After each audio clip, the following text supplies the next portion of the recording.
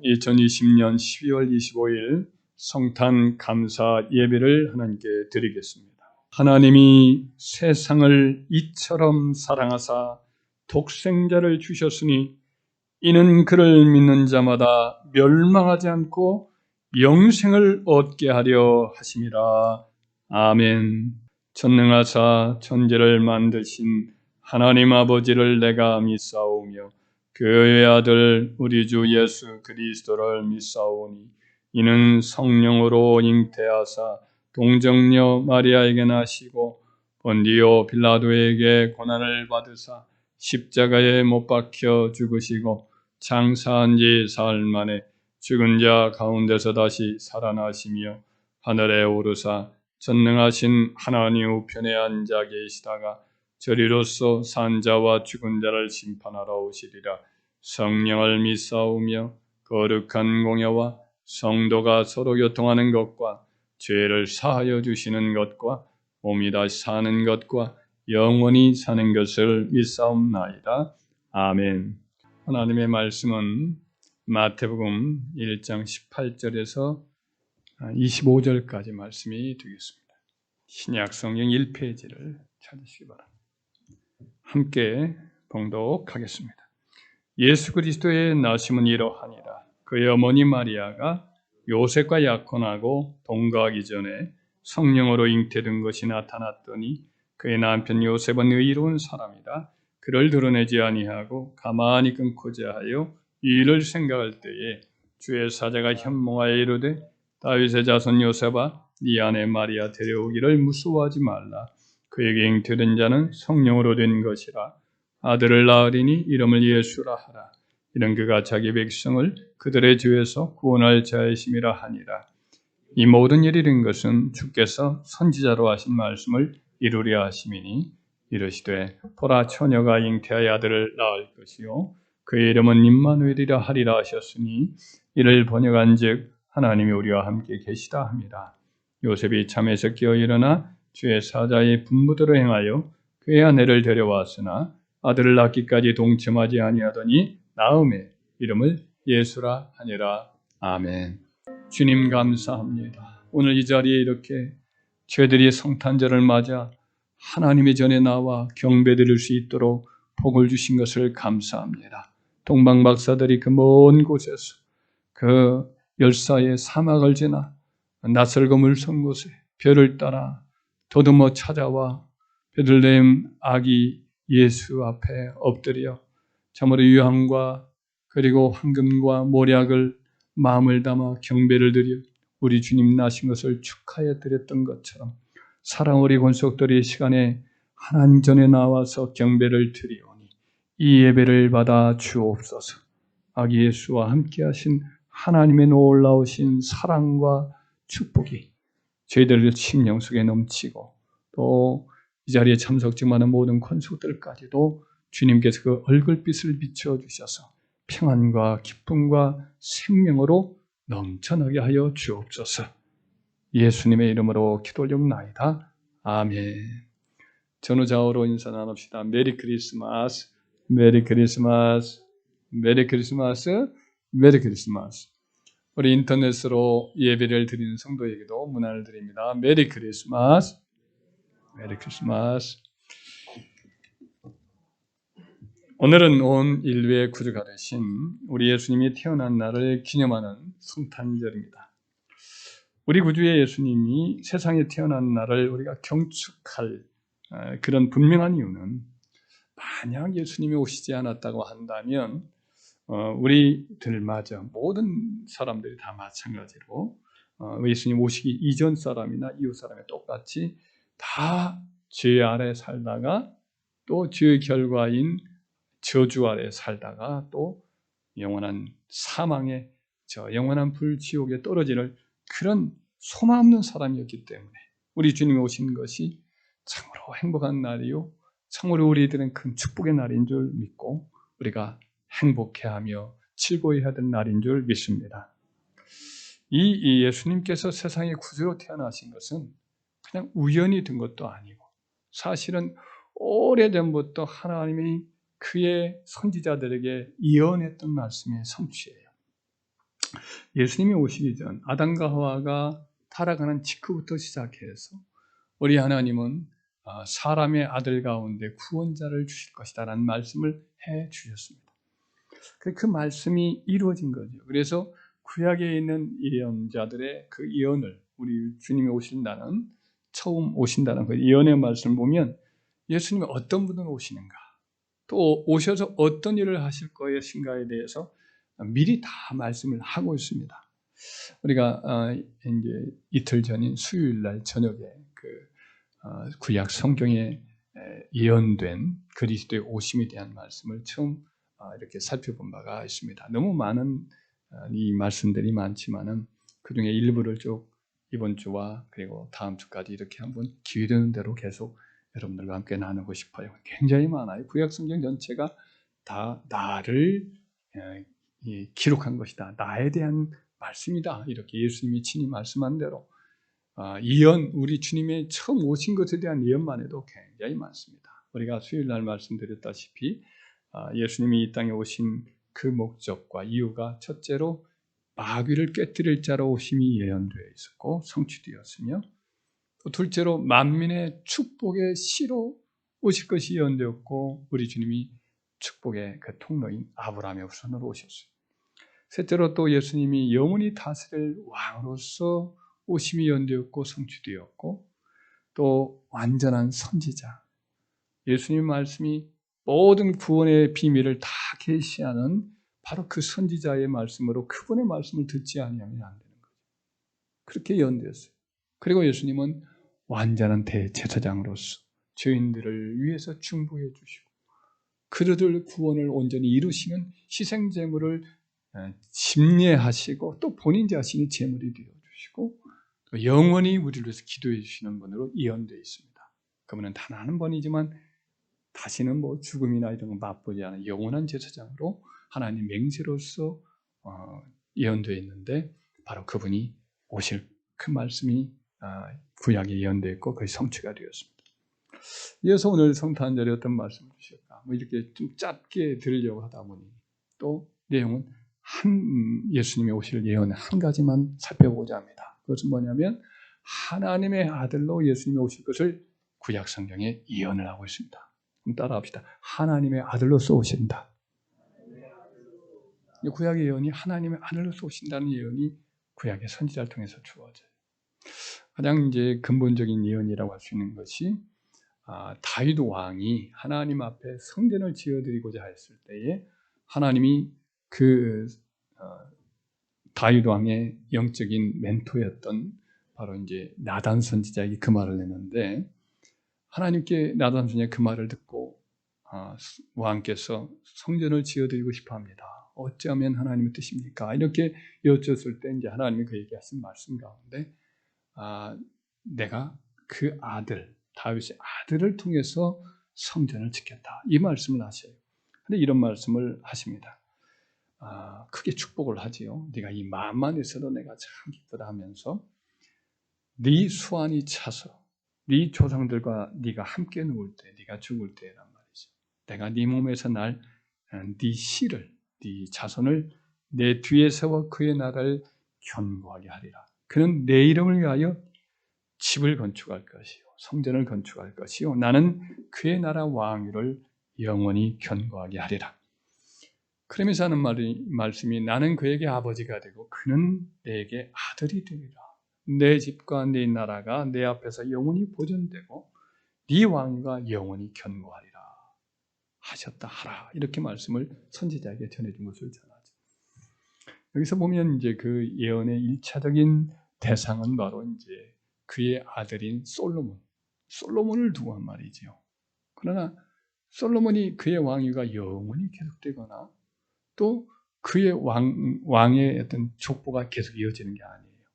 얼마 있다가 이제 바벨론의 나라가 왕위에서 쫓겨나고 그런 면에서 왕위는 이제 끝이 나는 거죠. 그러나 여기서 계속 이어지는 왕위가 계속될 것이라는 말씀이 사실상 성취가 되는 것은 다윗의 후손을 통하여 다윗의 후손으로 이름이라고 그렇게도 불려지기도 하는 예수님이 그 계보에서 태어나셔서 영원한 왕으로 쇠하지 않고 무너지지 않는 그의 나라를 세우셔서 영원한 왕으로 취임을 하시기 때문에 그래요. 할렐루야. 그래서 솔로몬이 1차적인 예언의 대상이지만은 사실은 누구를 가리키는 거냐? 바로 우리 주님, 영원한 왕으로 오신 우리 주님을 가르친 말씀이고, 그것은 선지자들이 하신 말씀이면서 천사들이 예수님 오셨을 때 마리아에게, 요셉에게 계속 이 말씀을 하셨죠. 그의 나라가 영원하리라고 하는 바로 그 그리스도가 바로 마리아에게서 태어날 그분이다. 이게 계속 얘기를 하거든요. 근데 여기서 이제 장차 오실 그리스도를 두고 하신 말씀이었는데, 거기서 한 가지 말씀이 나는 그의 아버지가 되고 그는 내 아들이 되리라. 할렐루야. 솔로몬은 그 말씀 받을 자격도 없고 사실 아니지요. 그런데 여기서 우리 하나님은 바로 장차 오실 우리 구주 예수 그리스도를 나는 그의 아버지가 되고 그는 내 아들이 되리라 여기서 예언한 것인 줄 믿습니다. 그 외에도 구약 성경에 시편 2편 같은 경우 다윗의 메시아의 예언신데 거기서도 아들에 대한 말씀을 하십니다. 내가 여호와의 명령을 전하노라. 여호와께서 내게 이르시되 너는 내 아들이라. 오늘 내가 너를 낳았도다. 그런즉 군왕들아 지혜를 얻으며 세상의 재판관들아 너희는 교훈을 받을지어다.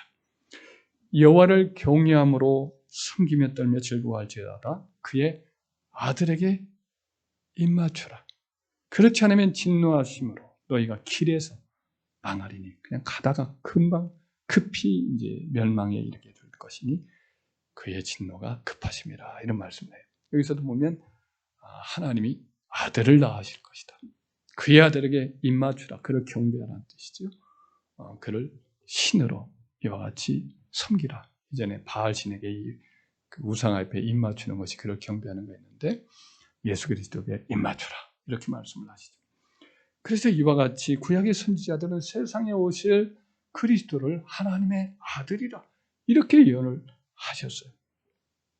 그리고 예수님이 이 땅에 오셨을 때 활동할 때 자신을 하나님의 아들, 하나님의 독생자 이렇게 말하지. 오늘 제가 처음에 예배 시작할 때 읽어드렸던 요한복음 3장 16절 말씀도 여러 가지 이제 해석이 있지만 그 예수님이 직접 자신이 하신 말씀으로 거기서 표현되어 있어요. 하나님이 세상을 이처럼 사랑하사 독생자를 주셨으니 이는 그를 믿는 자마다 멸망치 않고 영생을 얻게 하려 하심이라 그랬어요. 그래서 여기서도 하나님이 독생자, 독생하신 유일하신 그분을 하나님이 아들을 주셨다. 이렇게 예수님 자신이 자기를 하나님의 독생자라 이런 표현을 하고 있습니다.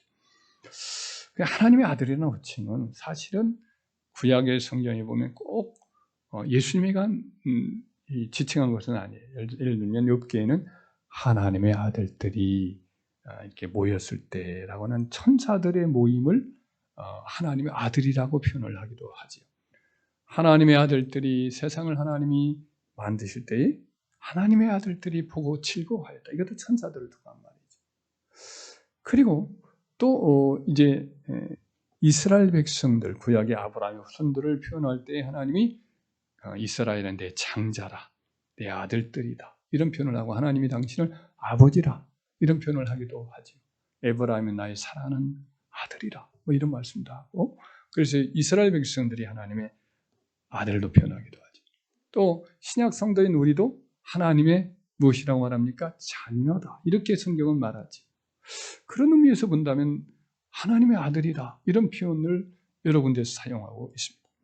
그러나 예수님 자신이 자신을 하나님의 아들이다.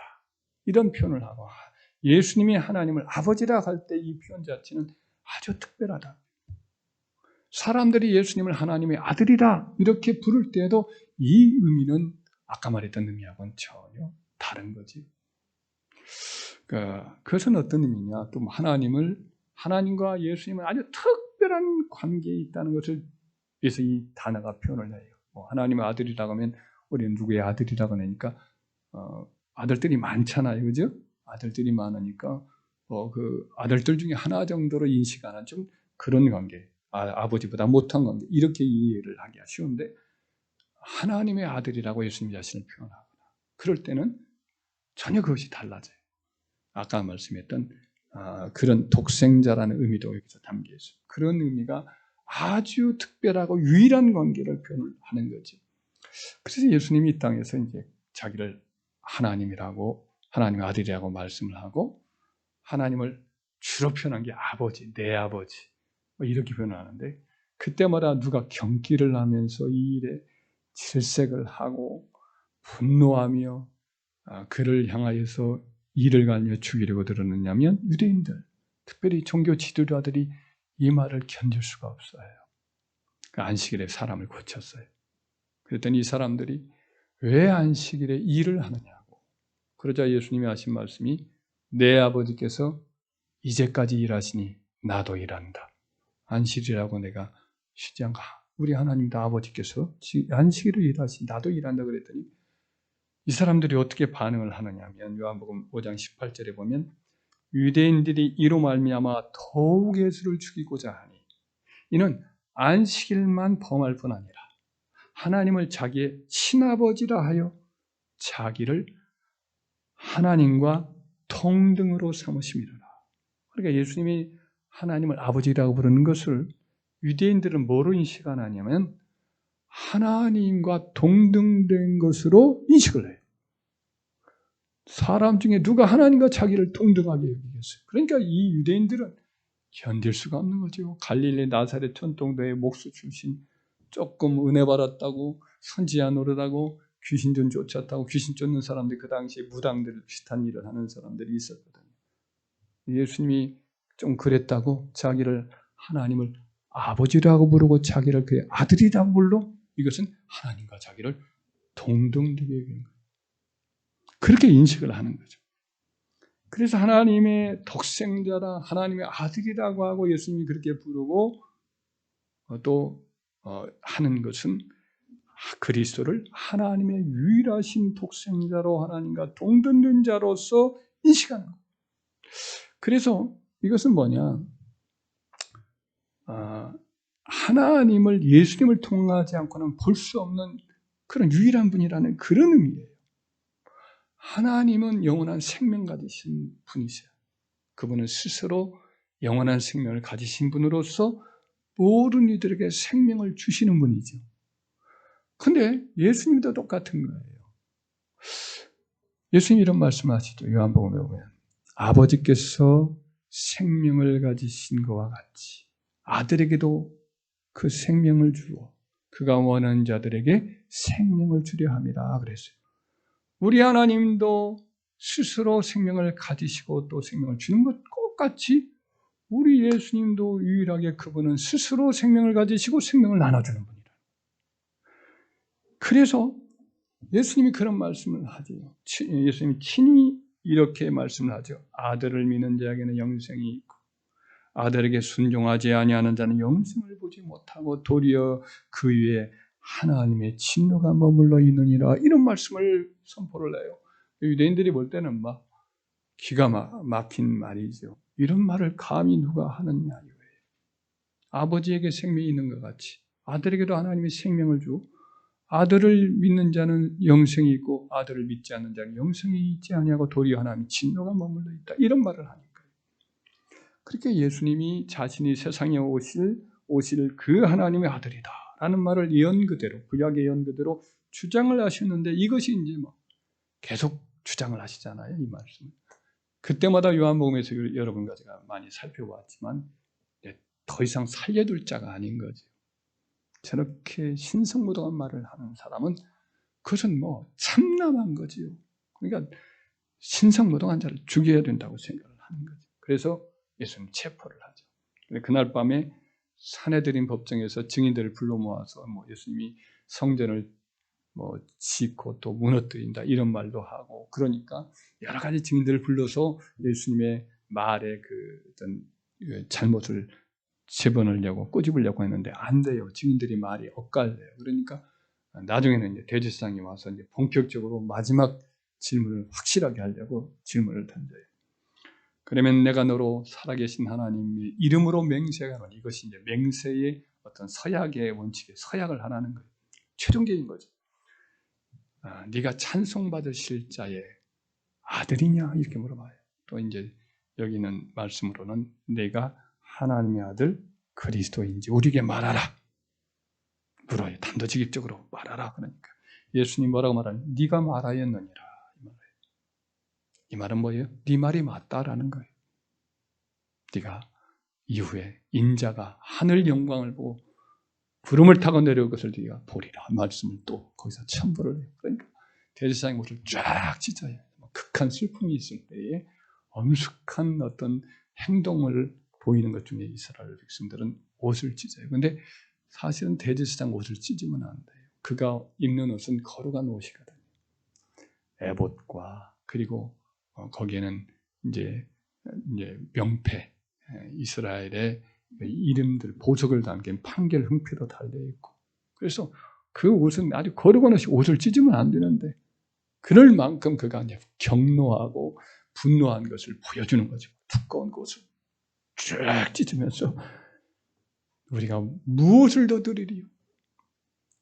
그가 신성 모독하는 말을 하였으니 어찌 더 증인을 요구하리요? 너희는 어떻게 생각하니요? 사형에 처함이 마땅하다이다. 사형에 처하노라 하고 그가 사형 판결을 내리죠. 그래서 예수님은 하나님의 아들로서 오셨어요.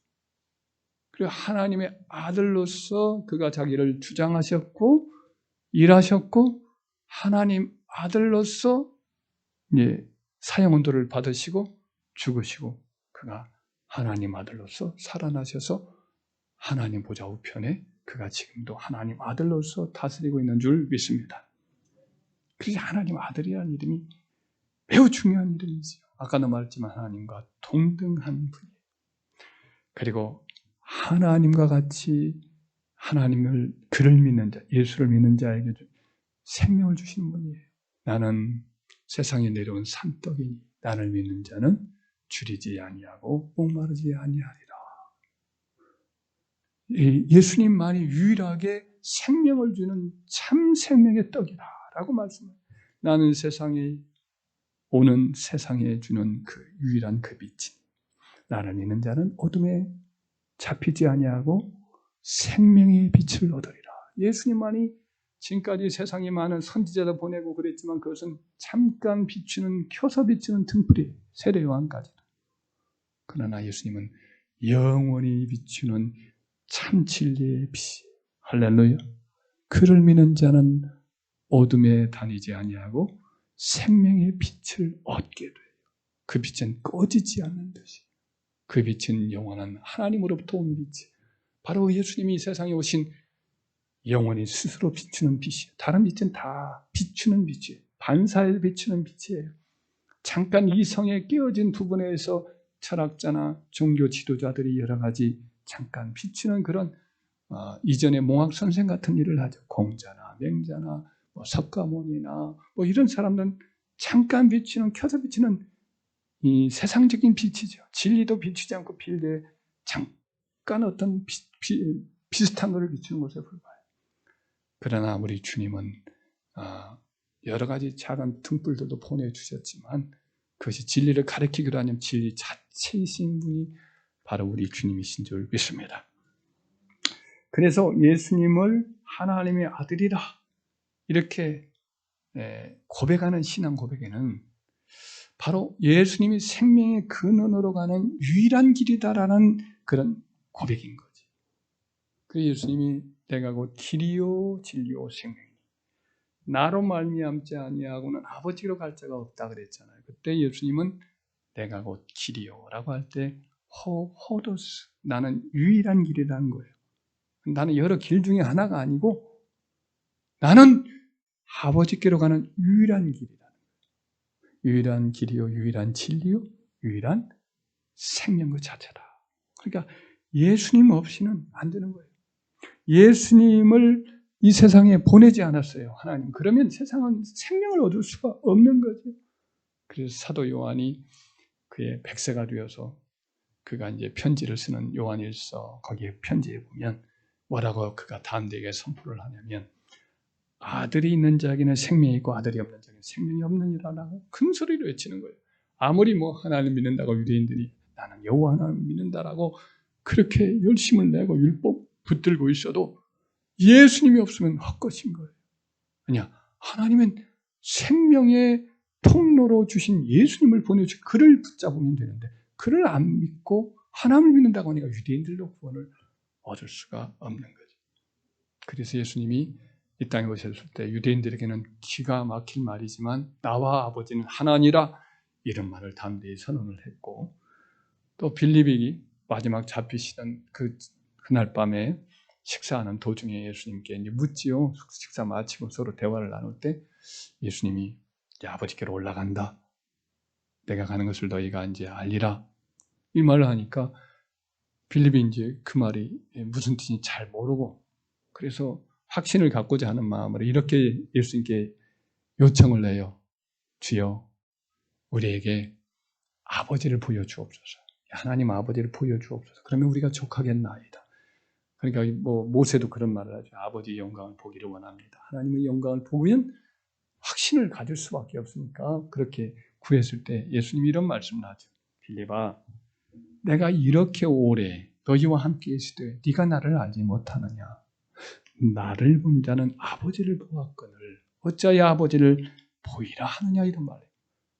예수님은 그냥 여러 선지자 중에 하나가 아니에요. 그는 예수님이 곧 하나님과 동일하신 분이에요. 예수님 안에 아버지의 하나님이 친히 계시면서 그가 하신 말을 다 하신 거고 예수님 안에서 하나님이 모든 능력을 그 많은 기적을 다 일으킨 죽은 자를 사신 그것도 예수님 안에 하나님이 함께 하셔서 하신 거예요. 그리고 예수님 자신이 하나님이세요. 그래서 요한복음 1장 1절에 뭐라고 말합니까? 태초에 말씀이 계시니라. 말씀 로고스는 예수님을 가리키는 특정한 용어지요. 태초에 예수님이 계신 건데 이 말씀이 계시니라. 이 말씀이 하나님과 함께 계셨으며 이 말씀이 곧 하나님이시라. 그러면서 그가 없이는 세상에 아무것도 창조된 적이 없다. 이런 예수님이 다 창조의 근원으로 고백을 하면서 요한복음 1장 14절에 그 서문의 맨 마지막에 뭐라고 말하냐면 하나님이 예수님이 누구시냐면 우리 주님께서 우리 말씀이신 그분이 독생하신 하나님 품속에서 독생하신 하나님이 나타나셨느니라 이런 말씀입니다. 그러니까 우리 주님께서 누구시냐면 하나님의 품속에 계신 품속이라는 것은 그 사람의 가장 깊은 것 아니에요. 하나님 아버지의 품속에 계신 독생하신 하나님이 나타나신 분이 누구예요? 말씀이 육신으로 세상 가운데 우리 예수님이라는 거예요. 할렐루야. 그러니까 이 말씀은 곧 뭐냐면 예수님이 곧 하나님이시라는 거죠. 사도들은 처음에는 그 말이 이해가 안 됐지만 나중에는 그것이 확실하니까 자꾸만 그 표현을 쓰는 거죠. 사도 바울도 그런 표현을 여러 번 하죠. 그는 찬송받으실 우리 하나님이시다. 우리 주님이 하나님이라고 표현해요. 사도 바울이 사도행전 20장에 말하기를 에베소 장로들에게 내가 하나님이 너희를 특별히 백성들의 감독자로 삼아 하나님이 자기 피로 사신 교회를 지게 하셨다. 예수님이 하나님의 이제 아들로 이 땅에 오셨는데 그때 분명히 예수님이 피 흘려 값주고 사셔서 교회를 세웠다고 성경은 계속 말하는데 거기서는 사도가 하나님이 자기 피로 사신 교회라고 말해요. 하나님이 뭐 죽으실 수 있는 분입니까? 사람이 아닌 그 하나님이 죽을 수 없으니까 피로 흘릴 수가 없는데 바로 예수님이 그렇게 하셨는데 그때 예수님이라는 그 단어를 쓰지 아니하고 주라는 표현도 쓰지 않고 하나님이 자기 피로 값주고 사신이라고 표현을 해요. 우리 예수님이 하나님이시란 거예요. 할렐루야. 그렇기 때문에 예수님을 십자가에 되어주셨다라는 것은 하나님 아버지의 말로 닿을 수 없는 사랑의 증거라는 까닭이 바로 거기에 있어요. 여러 자녀들 중에 하나가 아니에요. 우리 예수님은 바로 하나님의 독생하신 아들, 영원전부터 계신 아들. 하나님 신학자들은 어렵게 그냥 그 부분이 인간이 이해가 안 되니까 우리 예수님은 하나님으로부터 계속해서 나오신, 계속해서 발출되시는 아들이다. 이렇게 표현돼요. 그러니까 뭐 예를 들면 아브라함이 나이가 이제 들었을 때 그 큰아들 이스마엘은 이제 첩을 통해서 낳았는데 내보냈다고 했잖아요. 그리고 이삭은 그의 아내 사라가 90세, 아브라함이 100세에 낳았는데 이제 자식이 자기 곁에는 있지만 다른 아들도 또 있잖아요. 이스마엘도 있지만 뭐라고 하나님이 나타나셔서 말씀을 하면 아브라함에게 아브라함아, 예, 제가 여기 있나요? 네가 네 사랑하는 아들, 내 독자 이삭을 내가 지시한 산 모리아 산에 가서 거기서 내게 번제로 바치라 그러거든요. 분명히 다른 아들도 있지만 이삭을 내 사랑하는 독자 이삭. 그러니까 그 이삭 입장에서는 이 아들 이삭만이 독생자적인 입장을 갖는 거예요. 우리 예수님께서 바로 그런 의미에서의 독자. 그 예수님의 품속에 계신 유일하신 완전하신 하나님이신 그분을 이 땅에 보내시고 십자가에 내어질 때는 그야말로 100세에 낳았던 아들 이삭을 내어줄 때 아브라함 자신을 내어주는 것과 똑같은 마음인 줄 믿습니다. 우리 주님을 십자가에 내어주실 때 죄인들인 우리를 위해서 그 악한 사람들에게 그냥 피 흘려 죽게 내어줄 때는 하나님 자신을 내어주신 것과 똑같은 희생인 줄 믿습니다. 그래서 이 두 분이 분명히 인격은 달라요. 우리 성삼일체, 삼일체 이 성경에 말씀한 대로 인격은 독특하게 서로 각각 다른 인격이지만 그러나 이 두 분은 서로 깊은 사랑의 연대감을 가져서 특별한 관계인 것입니다. 그래서 그분이 바로 하나님의 아들이신 예수님이신데 하나님이 그 아들을 우리를 위해서 구원하시려고 이 땅에 내려보신 날이 바로 크리스마스 날인 것인 줄 압니다. 할렐루야. 크리스마스 날은 그야말로 하나님의 아버지의 우리를 향한 그분의 사랑의 결정판이 바로 이 크리스마스인 줄 믿습니다. 그래서 우리가 기뻐하고 감사해야 되는 날이죠. 다시 한번 오늘 한 말씀을 요약을 한번 하자면 구약의 성경에서 그리스도를 뭐라고 표현하냐? 하나님의 아들로서 표현해요. 하나님 아들을 보낼 것이라고 계시를 해주고 있습니다. 그리고 우리 예수님이 땅에 오셔서 자기를 표현할 때 늘 하나님의 아들로 표현해요. 하나님을 아버지라고 표현해요. 그것이 유대인들에게는 이해가 안 되고 분노를 일으키지만 그렇게 주장하셨고 또 그래서 하나님의 아들로 주장하셨기 때문에 결국에는 이 일 때문에 그가 죽임을 당하시죠. 그리고 부활을 하시죠. 초대교회 성도들에게 이 신앙 고백, 이것은 아주 중요한 거예요. 예수님이 하나님의 아들이라는 신앙 고백.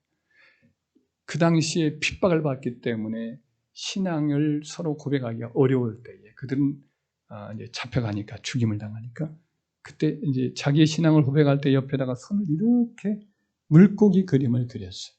예, 헬라의 그 당시 그리스어가 통용어인데 익투스란 말이 물고기예요. 왜 물고기 그림을 이렇게 그리냐면 익투스,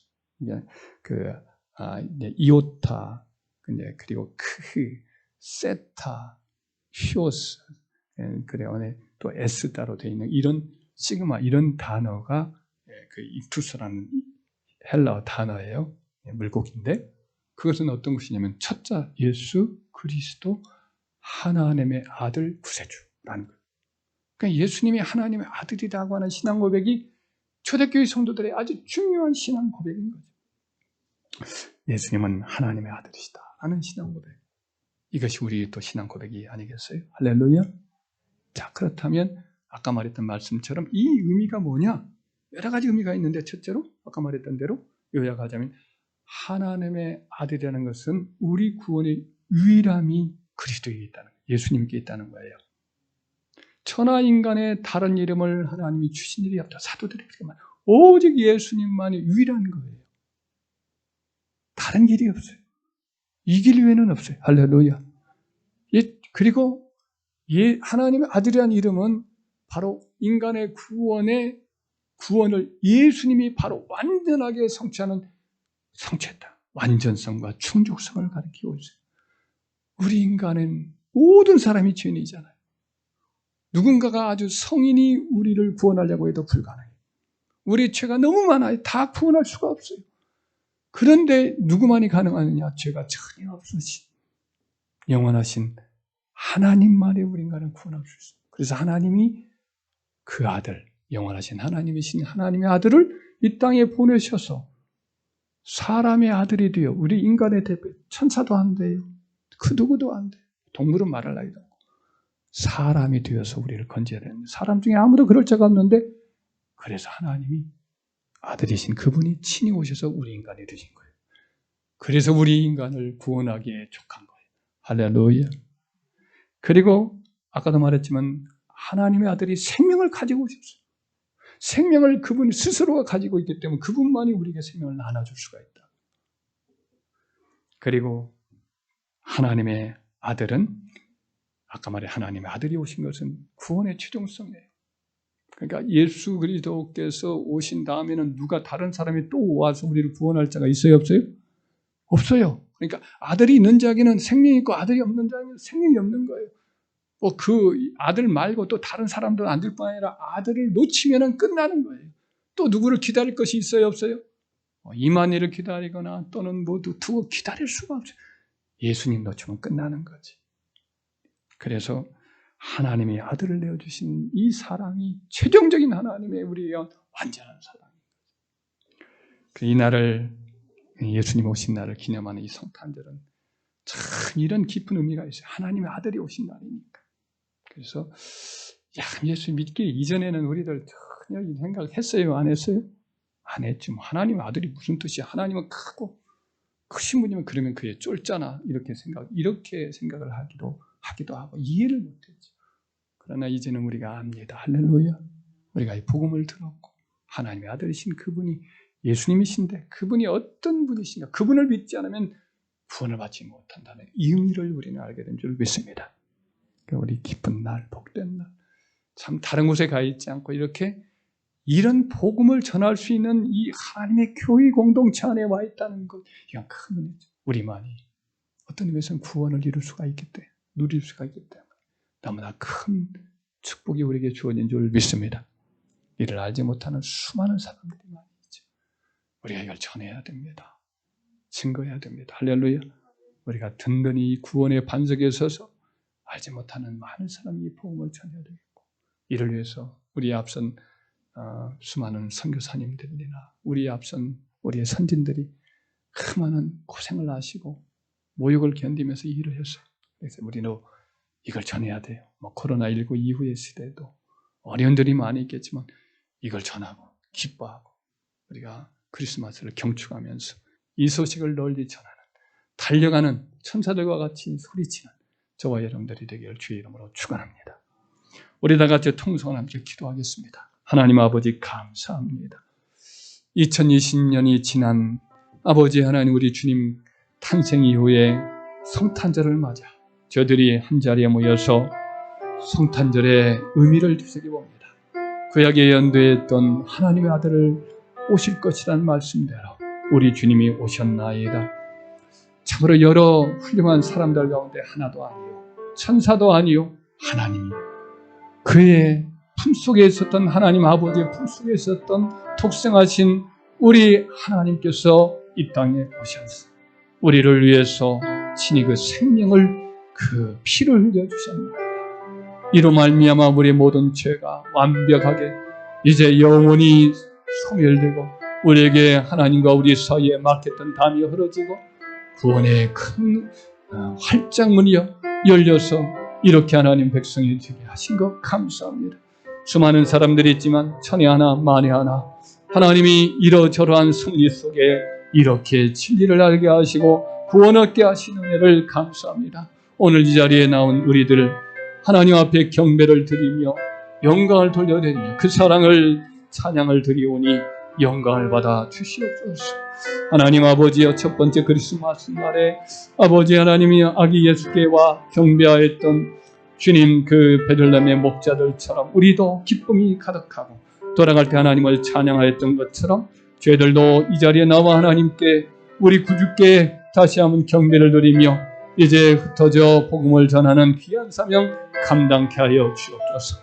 아기 예수님, 구유에 앉아서 누워 계신 우리 예수님을 바라보며 목자들의 얼굴 속에 말할 수 없는 기쁨과 희열이 넘쳤던 것처럼 저희들 또한 기쁨과 희열이 심령 속에 넘치나이다. 이 기쁨과 환희를 가지고 하나님 아버지여 그 축복을 가지고 저희들도 세상에 나아가 주의 사랑을 전하며 평화의 메신저로 살아가길 원하나이다. 아들을 아끼지 아니하시고 내어주시니가 어찌 그 아들과 함께 모든 것을 은사로 은혜로 주시지 않겠느냐. 말씀하신 대로 오늘 저희들에게 아들을 내어주신 우리 아버지 하나님, 모든 신령한 복과 이 땅이 기름진 복도 한없이 베풀어 주실 줄 믿습니다. 모든 영광 하나님께 돌리며 예수 그리스도의 이름으로 기도 올립니다. 아멘. 이제는 우리 주 예수 그리스도의 은혜와 하나님 아버지의 사랑과 성령의 교통하심, 이 자리에 참석한 우리 건속들 신령들을 위해 영원토록 함께 계실지어다. 아멘.